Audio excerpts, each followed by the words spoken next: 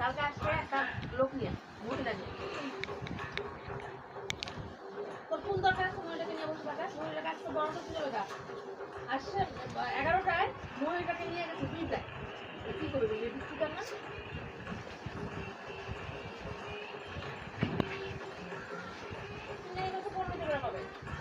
তাই না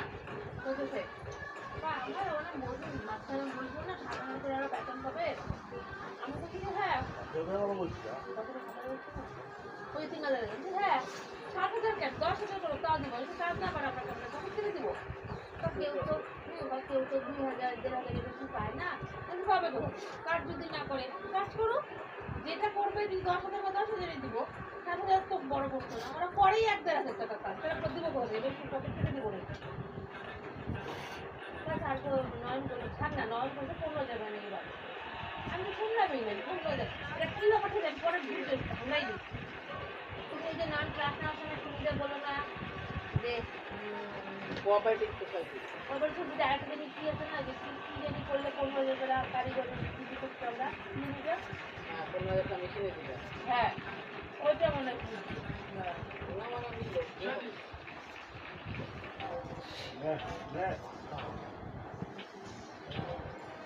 বুঝলা